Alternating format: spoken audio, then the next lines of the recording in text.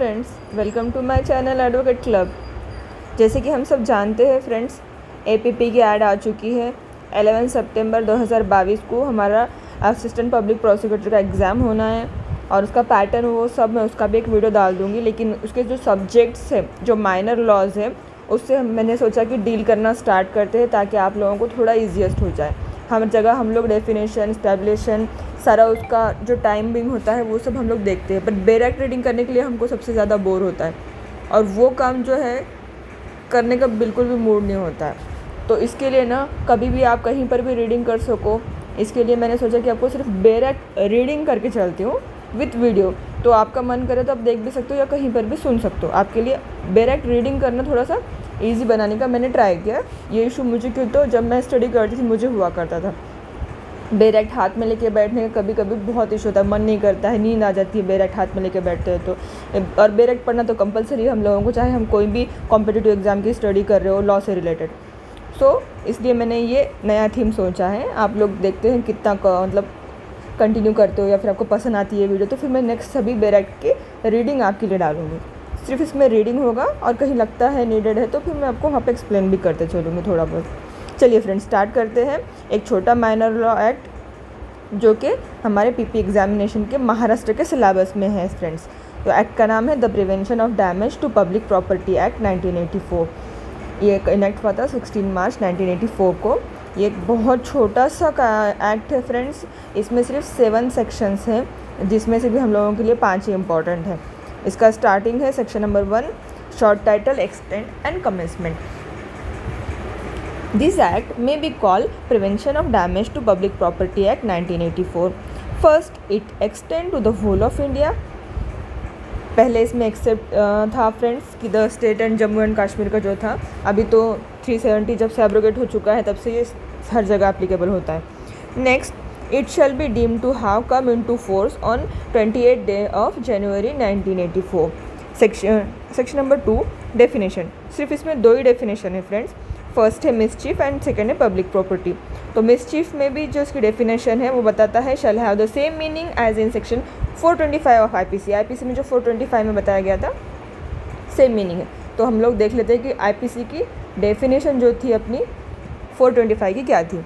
Mischief, section number 425 of Indian Penal Code define mischief whoever with intent to cause intention or knowing that he is likely to cause wrongful loss or damage to the public or any person cause the destruction of any property or any such change in any property or in the situation thereof as destroys or diminish its value or utility or affect it injuriously commit mischief।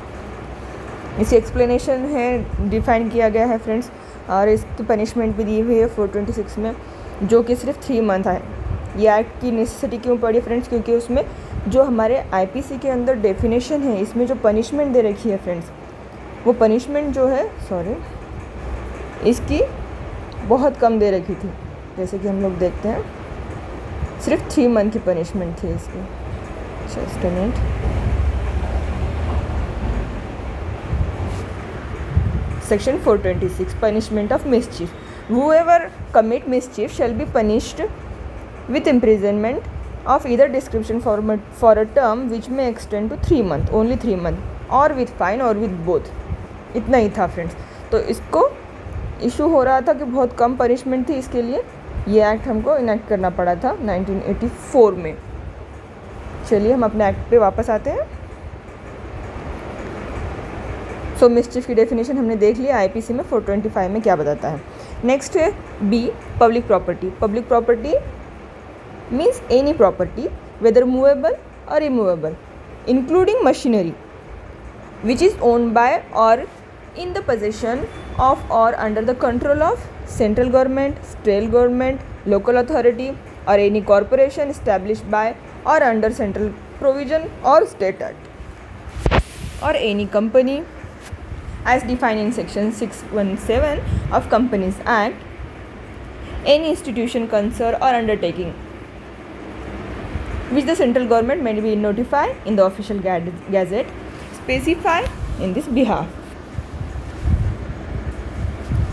provided that the central government shall not specify any institution, concern or undertaking under this subclause unless such institution, concern or undertaking is financed wholly or substantially by fund provided directly or indirectly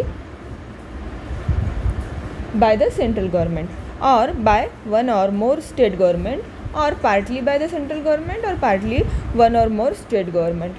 friends, मैं सिर्फ reading करते चलूँगी और जो important होगा हम लोगों के लिए उसको हाईलाइट करते चलूँगी ताकि आप देख के अंडरस्टैंड कर लो कि क्या हाँ हमको इसमें से याद रखना है। तो हमारा नेक्स्ट सेक्शन है section number 3 of prevention of damage of public property act 1984, mischief causing damage to public property. Whoever commit mischief by doing any act in respect of any public property other than public property of the nature referred to in subsection 2 shall be punished with imprisonment for a term which may extend to 5 years and with fine. उधर सिर्फ 3 year था friends, 3 month था sorry, और यहाँ पर 5 year किया हुआ IPC में। चलिए, second, whoever commit mischief by doing any act in respect of any public property being any building, installation, other property used in connection with the production or distribution or supply water, light, power or energy, any oil installation, any sewage works, any mine, factory, any means public transportation or telecommunication or any buildings, installation or other property used in connection therewith shall be punished with rigorous imprisonment for a term which shall not be less than 6 months but which may extend to 5 years and fine, provided that the court may, for reason to be recorded in its judgment, award a sentence of imprisonment for a term less than 6 months. अगर देना है 6 month से कम तो reason record करना पड़ेगा court को उसके judgement में, देन वो दे सकता है, अदर देन ऐसा नहीं कर सकता है court. Next section, section number 4, mischief causing damages to public property by fire और एक्सप्लोजिव सब्सटेंसेस। जो दंगे में फायर आर्म्स वगैरह जो चला देते हैं ना, आँच वगैरह लगा देते हैं, उसके लिए फ्रेंड मिसचीफ जो कर लेते हैं प्रॉपर्टी को।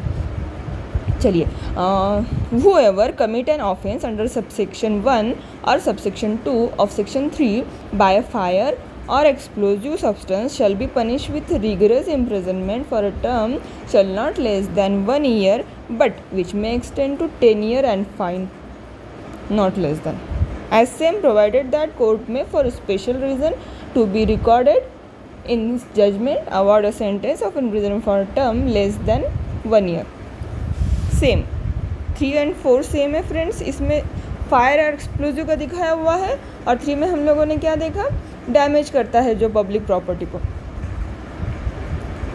नेक्स्ट हमारा सेक्शन है section number 5, special provision regarding to bell.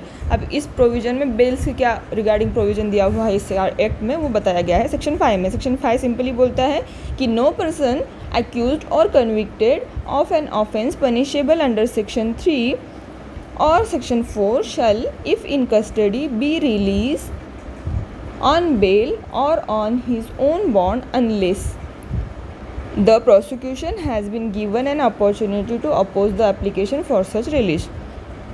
जो हम लोग बनने वाले हैं प्रोसिक्यूटर, तो प्रोसिक्यूशन का इसमें जो होता है अपॉर्चुनिटी, उसको एप्लीकेशन को जो भी डिनाई करने का या अपोज करने का, उसको प्रोसिक्यूशन को अगर प्रोसिक्यूशन करता है उसको अपोज उसकी एप्लीकेशन को या फिर उस पर जो भी उसका पॉइंट ऑफ व्यू रखना है वो रखता है, तो उसके बाद ही बेल जो ग्रांट होना चाहिए इसमें वो ग्रांट होती है, अदरवाइज़ नहीं होती है। इतना ही बोलता है सेक्शन 5। सेक्शन 6 सेविंग है और 7 तो रिपील है, इसकी हमको देखने की गरज नहीं है। सेक्शन 6 फिर भी मैं आप लोगों के लिए रीड करती हूँ। The provisions of this act shall be in addition to and any other law for the time being in force and nothing contained in this act shall exempt any person from any proceeding whether by way of investigation or otherwise which might apart from this act be instituted or taken against him। That's it friends, सिर्फ इतना छोटा सा ये act था, हमको इसमें से याद कर रखना है। एक बार हम लोग रिवाइज करते हैं फास्टली। बस ये एक्ट में फर्स्ट तो हम लोगों को पता है कि होल ऑफ इंडिया पे होता है, 28 जनवरी को 1984 में इनैक्ट हुआ था। डेफिनेशन इसमें फर्स्ट है मिसचिफ की, सेकंड है पब्लिक प्रॉपर्टी की। मिसचिफ की डेफिनेशन सेक्शन 425 आईपीसी में जो बताया गया सेम रहेगी। पब्लिक प्रॉपर्टी किसी को बोला जाएगा जो मूवेबल हो, इमूवेबल हो, इंक्लूडिंग मशीनरी हो, एंड कंट्रोल करता हो central government, state government, local authority, corporation, any company under section 617 of companies act और any institution specified by central government. बस इतना ही ये सेक्शन 2 में डिफाइन उसको करता है फ्रेंड्स। नेक्स्ट सेक्शन 3 था हम लोगों का। सेक्शन 3 है mischief causing damage to public property. जो पब्लिक प्रॉपर्टी को जो भी डैमेज होता है, अगर ऐसा किया जाता है तो उसको 5 ईयर की पनिशमेंट होगी और एंड है उसके साथ इसको फाइन भी होगी। और वो किसको पब्लिक प्रॉपर्टी क्या इंक्लूड होगा उसमें पूरा, तो उसमें होता है बिल्डिंग इंस्टॉलेशन जो जगह होती है, प्रोडक्शन होता है, जहाँ डिस्ट्रीब्यूशन होता है, जहाँ सप्लाई होता है, जहाँ क्या क्या होता है, किस चीज़ों का सप्लाई होता है, वाटर, लाइट, पावर और एनर्जी का जो सप्लाई होता है, इंस्टॉलेशन होता है, प्रोडक्शन होता है, डिस्ट्रीब्यूशन होता है, ऐसी जगह को इंक्लूड किया जाएगा। Any oil installation, Suez work, mine, factory, any mean public transport और टेलीकम्युनिकेशन, जो टेलीकम्युनिकेशन के ऑफिस होते हैं वहाँ पर भी कुछ दंगा फोड़ तोड़ करते हैं तो इसकी क्या पनिशमेंट है। फिर रिग्रेस है, इसमें रिग्रेस इम्प्रिजनमेंट इंक्लूड किया गया है जो है नॉट लेस देन 6 मंथ से कम नहीं होती है बट 5 ईयर तक किया जा सकता है एंड इसमें फ़ाइन कंपलसरी है। और अगर 6 मंथ से कम देना है जजमेंट में, उसको रीज़न रिकॉर्ड करना पड़ेगा कोर्ट को, देन ही वो 6 मंथ से कम उसको पनिश कर सकता है। सेक्शन नंबर 4 बोलता है डैमेजेस क्या करता है, फायर और एक्सप्लोजिव सब्सटेंस जो होते हैं, ऐसी कोई चीज़ हो सकती है जो फायर और एक्सप्लोजिव हो और मिसचिफ कंडक्ट कर रहा है, डैमेज कर रहा है पब्लिक प्रॉपर्टी को, देन उसके लिए पनिशमेंट दी गई है। इसमें रिगरस पनिशमेंट है, इसको अब ग्रीवियस हो गया है इसका ऑफेंस, तो इसमें पनिशमेंट भी जो है थोड़ी सी बढ़ा दी गई है कि नॉट लेस देन 1 ईयर से कम नहीं होनी चाहिए और मैक्सिमम इसमें 10 ईयर किया गया है एंड फाइन इंक्लूड किया गया है। इसमें भी सेम बोलता है सेक्शन 3 की तरह, अगर नॉट लेस देन 1 ईयर करना है, अगर जजमेंट में आपको लेना है कि 1 ईयर से कम आपको देना है पनिशमेंट, तो आपको रीज़न रिकॉर्ड करना पड़ेगा, देन ही आप उसको 1 ईयर से कम की सज़ा दे सकते हो। सेक्शन 5 बताता है हम लोगों का किसी भी पर्सन को अगर इस तरह से कोई भी एक्ट किया गया है, मिसचीफ की गई है और इस मिसचीफ की अगर बेल लेना हो तो कंपलसरी होगा कि प्रोसिक्यूटर का आर्गूमेंट सुन लिया जाए, उसके बाद ही उसको रिलीज़ किया जाए बेल पे और उसके पर्सनल बॉन्ड के ऊपर।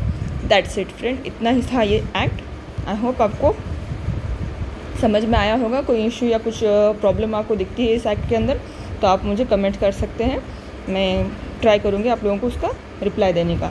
एंड बहुत जल्दी हम असिस्टेंट पब्लिक प्रोसिक्यूटर के हमारे जितने भी एक्ट है माइनर, उन सबकी बेर एक्ट की रीडिंग बहुत जल्दी मैं आप लोगों के लिए लेके आऊँगी friends. Thank you so much. अगर आपको अच्छा लगा हो तो लाइक कमेंट ज़रूर करें एंड सब्सक्राइब करें मेरे चैनल को।